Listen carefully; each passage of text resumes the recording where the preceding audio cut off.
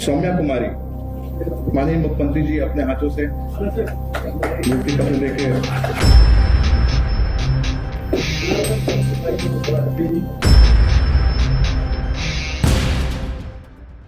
बिहारचे मुख्यमंत्री नितीश कुमार यांचा एक व्हिडिओ सध्या सोशल मीडियावर चांगलाच व्हायरल झाला आहे।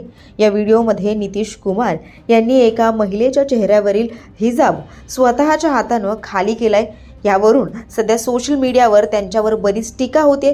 तसंच विरोधकांनी देखील या संपूर्ण प्रकरणावरून नितीश कुमार यांच्यावर हल्लाबोल चढवलाय।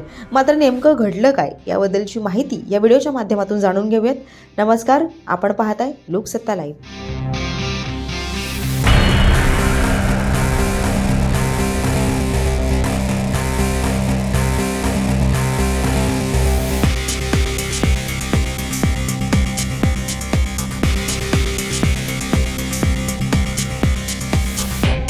लालू प्रसाद यादव यांच्या राजद पक्षानं म्हणजेच आरजेडीनं नितीश कुमार यांचा हा व्हिडिओ पोस्ट केला आहे, ज्यामध्ये हिजाब परिधान केलेल्या एका महिलेच्या चेहऱ्यावरील हिजाब बाजूला काढताना मुख्यमंत्री नितीश कुमार दिसून येत आहेत।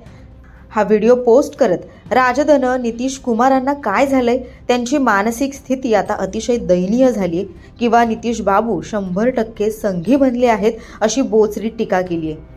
मिळालेल्या माहितीनुसार हा व्हिडिओ पाटणा येथील आहे। पाटणा येथे आयुष डॉक्टरांना नियुक्तीपत्राचं वाटप मुख्यमंत्र्यांच्या हस्ते करण्यात येत होतं। याच कार्यक्रमातील नितीश कुमार यांच्या या व्हिडिओवरून सध्या राजकीय वादाला तोंड फुटले।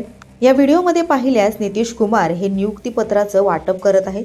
यावेळी एक महिला हे नियुक्तीपत्र घेण्यासाठी आली, त्यावेळेस फोटो काढताना हा सगळा प्रकार घडल्याचं दिसतंय।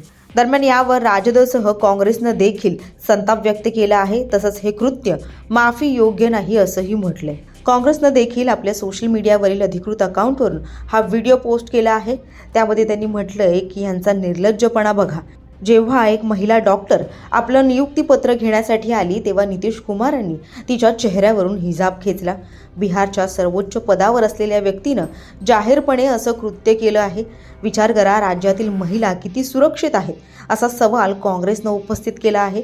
नितीश कुमार यांनी या कृत्याबद्दल तत्काळ राजीनामा दिला पाहिजे, हे माफीलायक नाही असंही काँग्रेसनं म्हटलंय।